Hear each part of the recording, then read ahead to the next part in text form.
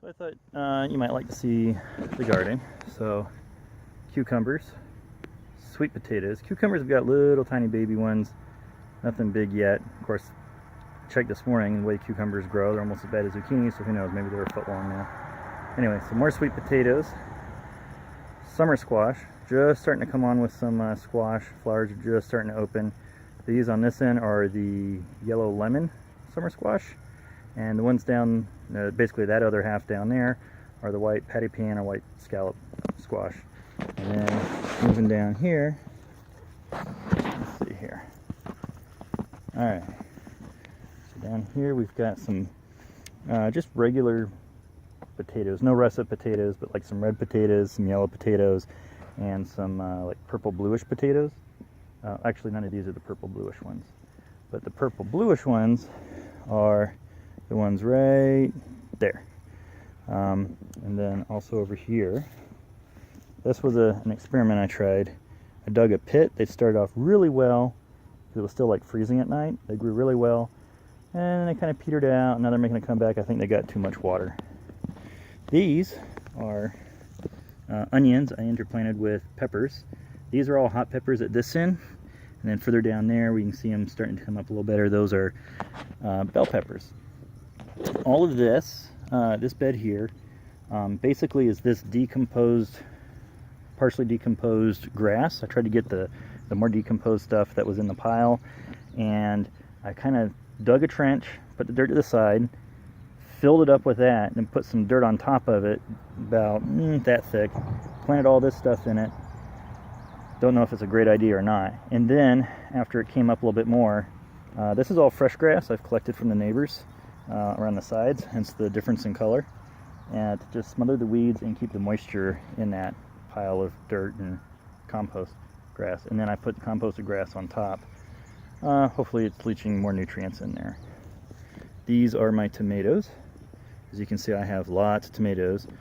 And at first I was upset because it seemed like some of my tomatoes were doing a lot better than others, and I thought it was something I did, which probably is part of it. But I also figured out after a while there are different sizes based off the different varieties. So that was kind of interesting, made me feel a little better. Pretty much all of them are putting on tomatoes. None of them are red yet, so I'm getting impatient.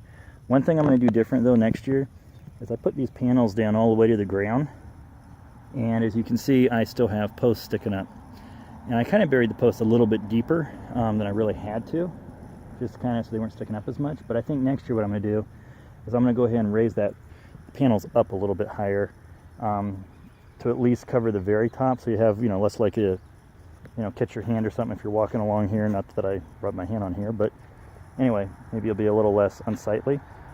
But that way I can still get into weed a little bit easier at the very bottom and add mulch easier. I haven't added mulch yet because it's kind of hard to just constantly be trying to work in this little space. That's a lot of spaces going down through here. So, but you can see some of the tomatoes are starting to come on. All kinds of different varieties. Little ones, cherries, plums, pace, big beefsteaks. Oh, that one's starting to turn color. Oh well, I'm getting impatient. This is my eggplant. A lot of the seedlings didn't make it because we let them get a little too dry, and then the little greenhouse I built got too hot, so paid the price. So this is what we were able to salvage, and I have a feeling I'm going to wish I had more. I love grilled eggplant.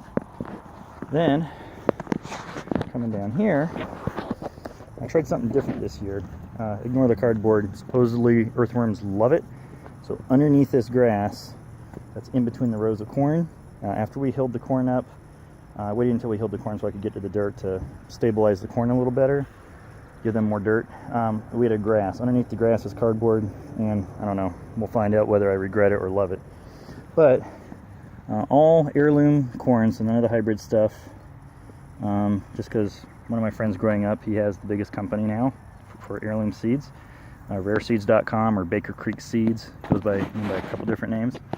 But anyway, I got all my seeds from him, and I tried companion planting, or something known as the Three Sisters, or Indian style, Native American style.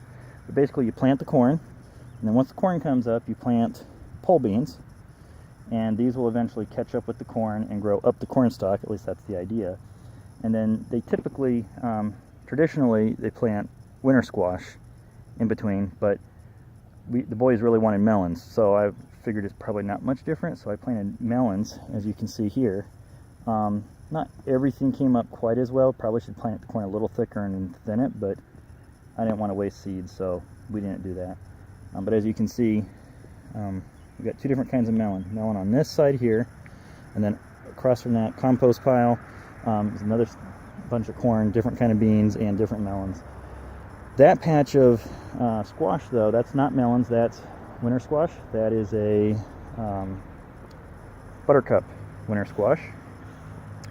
And then they were on sale. I bought a packet of beet seeds and a packet of turnip seeds, and usually when I just kind of broadcast the seed out, I'm just like, and then I just kind of work it in the soil, and it comes up kind of patchy. So I said, well, I did the same thing as I did for the peppers. I took some of that compost, the good stuff, dug a trench, filled it with the compost, took the dirt from the trench, filled the top, only about yay thick. Then I sprinkled the seeds, just nice, and took my time, sprinkle them nice and fairly evenly. And then I took the dirt from kind of underneath that compost pile, figured it probably had some extra nutrients, and then I just worked it real finely over the top, so it was about 1/4 of an inch, maybe a half, probably not quite a 1/2 inch. And it kind of settles down when it gets wet anyway. And oh boy, I learned my lesson. If I do, I think I will plant my green seeds, greens, lettuce, all that kind of stuff, using that method from now on. Instead of working it into the soil, I hate doing rows, I like doing beds, but this is way too thick, and at some point I'm going to have to thin it. But the good news, check it out, the beets are starting to form up. I don't know if you can see that real well, but anyway, hopefully you see it. They're starting to form, so we'll be having some baby beets soon. Probably pulling the bigger ones first, eat those. Anyway, so that's most of my garden. Got some stuff for winter, so I'm going to try some more collards. I got some more kale, dwarf kale, even though I prefer the blue curled kale. I also have some red Russian. So this I planted last October around my deck. Hot weather, it's all bolting, putting on seed, but it doesn't get bitter. But it's getting a little bit of like this fungus stuff, I guess, from the heat. The bugs got to it a little bit, though it seems like they're kind of going away now. It's not too bad.